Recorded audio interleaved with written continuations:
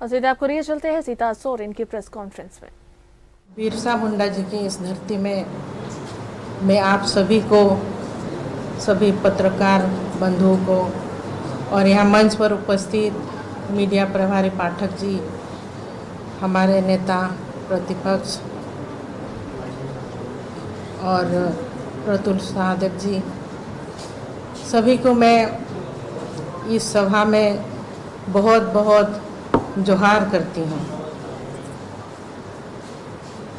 19 तारीख को मैंने इस भारतीय जनता पार्टी के परिवार में, मोदी जी के इस विशाल परिवार में मैंने योगदान दिया और इस परिवार में आने के बाद मुझे एक ऐसी खुशी, एक ऐसी माहौल, एक खुशनुमा वातावरण मैंने महसूस किया जो कि मैं 14 वर्ष संघर्ष करती रही अपनी जेएमएम पार्टी में। मुझे वो सम्मान नहीं मिल पाया जिसकी मैं हकदार थी। मेरे पति स्वर्गीय दुर्गा सोरेन जी और मेरे जो बाबा हैं, जो इस झारखंड को अलग राज्य बनाए, और स्वर्गीय दुर्गा सोरेन जी का योगदान अलग राज्य बनाने में अहम भूमिका दी। पूरे झारखंड की संगठन, पूरे झारखंड का विकास, यहाँ के आदिवासी, मूलवासी, वंचित, शोषित, अल्पसंख्यकों का विकास कैसे हो, उसके लिए ये झारखंड अलग राज्य बनाया गया। लेकिन ये सपना उनके लिए अधूरा ही रह गया। उनकी सपना को पूरा करने के उद्देश्य से मैं इस पार्टी में, मैंने जेएमएम के पार्टी में मैंने कदम रखा था, जो अपनी घर की पार्टी और अपना परिवार का पार्टी, अपना सभी संगठन को मैंने अपने परिवार जैसे माना और देख के चला। लेकिन उनके जो सपना है उस पार्टी में भी मैंने पूरा नहीं कर पाया।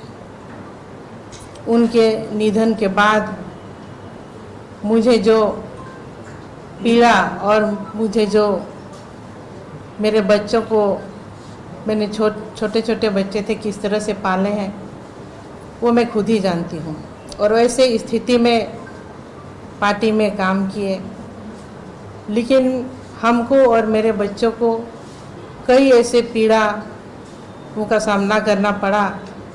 घर से अलग थलग, सम्मान नहीं मिला। ऐसे में मुझे काम करने के लिए काफ़ी दिक्कतों का सामना करना पड़ा। शुरुआत में बाबा, जो कि जब उनकी तबीयत ठीक थी तो हमको और मेरे बच्चों को देखा करते थे, लेकिन अब उनकी जो शारीरिक स्थिति उतनी ठीक नहीं है, जिसके कारण काफ़ी तकलीफ़ों का सामना करना पड़ा। और हमको ये एक बहुत बड़ा निर्णय आज का डेट में लेना पड़ा।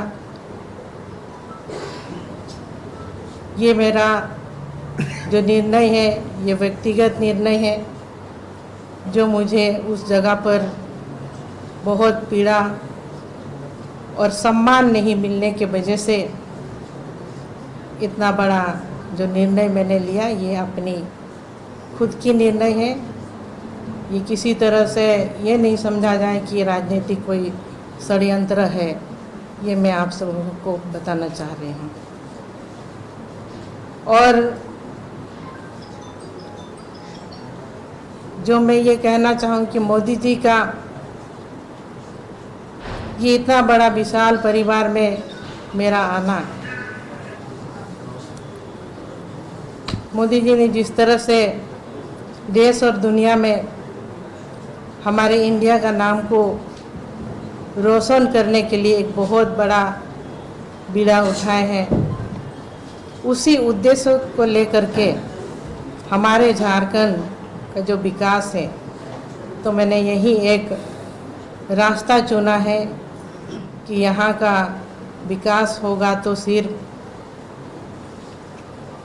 मोदी जी के विचारधारा से ही विकास होगा।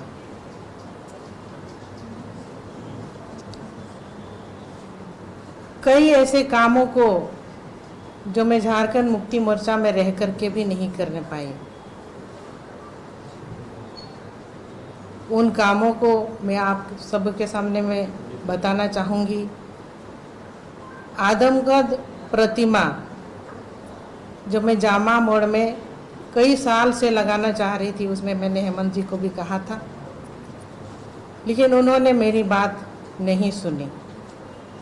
इतनी सालों तक सिर्फ मैं संघर्ष ही करती रही। ये बहुत बड़ी पीड़ा है मेरे लिए, क्योंकि मेरे पति जो झारखंड को संवारने का काम किए, उनका इस राज्य में पार्टी के द्वारा कोई सम्मान नहीं किया गया।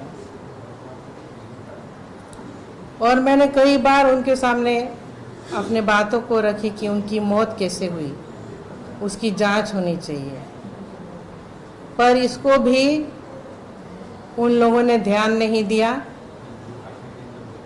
और मेरी बातों को अनसुनी करते रहे हमेशा। तो ये बहुत बड़ा मैटर है। आज तक लोग जानना चाहते हैं कि उनकी मौत कैसे हुई, इसमें जांच की आवश्यकता है। और जिस दिन कल्पना सोरेन जी अपनी राजनीतिक कदम को झारखंड के धरती में रखे, गिरिडीह लोकसभा क्षेत्र गई, उस दिन भी स्वर्गीय दुर्गा सोरेन जी का अपमान हुआ है। सभी शहीदों का उन्होंने नाम लिए, लेकिन जिन्होंने झारखंड को संवारा, झारखंड के गरीबों का मसीहा माना जाता रहा, उनको उन्होंने सम्मान नहीं देने का काम किए। ये बहुत बड़ा अन्याय है, अपमान है कि स्वर्गीय दुर्गा सोरेन जी का अपमान मैं बिल्कुल भी बर्दाश्त नहीं करूंगी। और जिस तरह से आज भारतीय जनता पार्टी में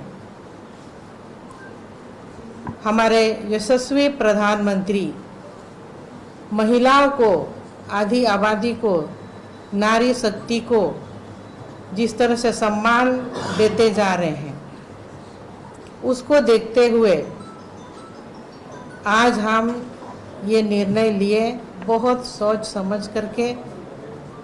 जिस तरह से महामहिम राष्ट्रपति उड़ीसा की एक छोटे से गांव से आती है, उनको एक सर्वोच्च पद पर बैठाने का काम किए, प्रथम नागरिकता का दर्जा देने के काम किए, और लोकसभा और राज्यसभा में जिस तरह का 33% आरक्षण को पास किया गया, एक आधी आबादी महिलाओं को आगे आने वाले दिन में सशक्तिकरण के लिए एक बड़ी मिसाल है। इसको देखते हुए सम्मान है तो सिर्फ भारतीय जनता पार्टी में महिलाओं के सम्मान है, इसको मैंने यही देखा है। जब तक स्वर्गीय दुर्गा सोरेन जी थे झारखंड मुक्ति मोर्चा में, तब तक पार्टी का नीति सिद्धांत एक सही ढंग से चलती थी। आज उनके नहीं रहने पर सभी इस सिद्धांत और मूल भावनाओं से भटक गए हैं। आज हम देख रहे हैं वहाँ दलालों का मनमानी चलता है। हर एक जिला में जब भी हम जाते थे दलालों से ही भेंट होती थी। अब ऐसे में झारखंड की धरती के हमारे जो यहाँ आदिवासी है, मूलवासी है, गरीब तत्व के लोग रहते हैं, चारों तरफ भ्रष्टाचार ही भ्रष्टाचार है, यहाँ लोगों का विकास कैसे होगा। ये झारखंड अभी तक अंधेरे में डूबा हुआ है। हमको इस अंधेरे को उजाले में लाने के लिए ये बहुत बड़ा कदम उठाना पड़ा और आज हमको लग रहा है कि स्वर्गीय दुर्गा सोरेन जी का जो सपना है वो भारतीय जनता पार्टी के अधीन में ही और इसी के सिद्धांतों पर चलकर ही वो सपना पूरा होगा।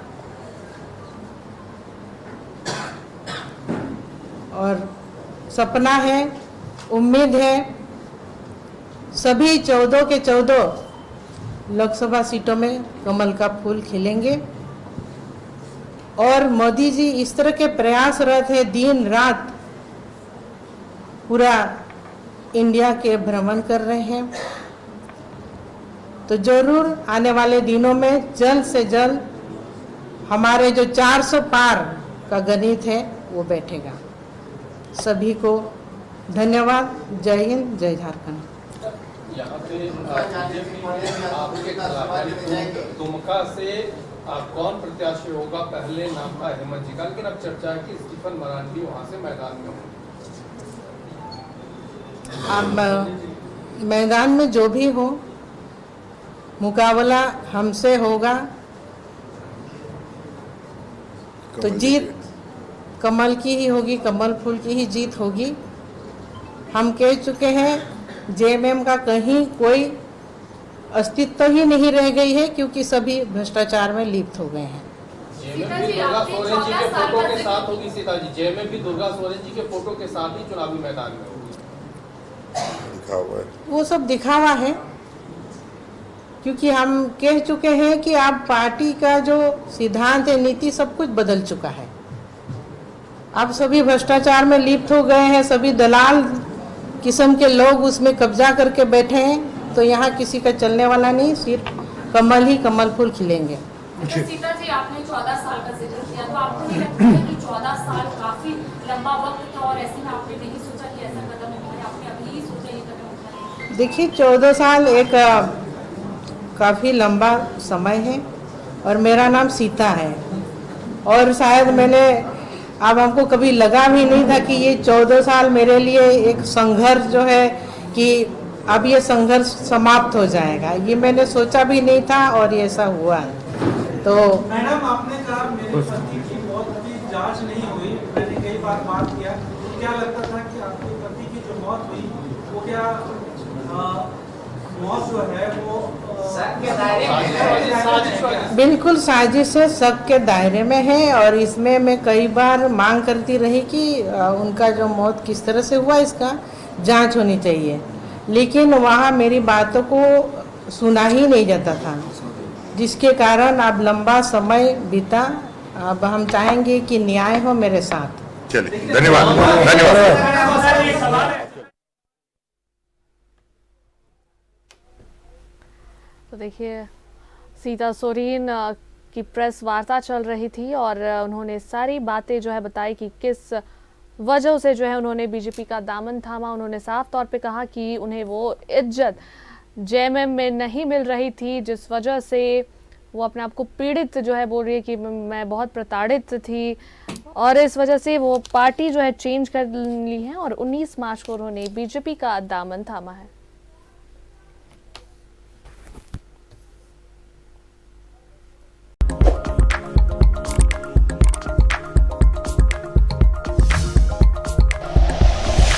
Like and share videos, subscribe करें हमारा चैनल और प्रेस करें बेल आइकॉन। न्यूज़ 11 भारत, सच है तो दिखेगा।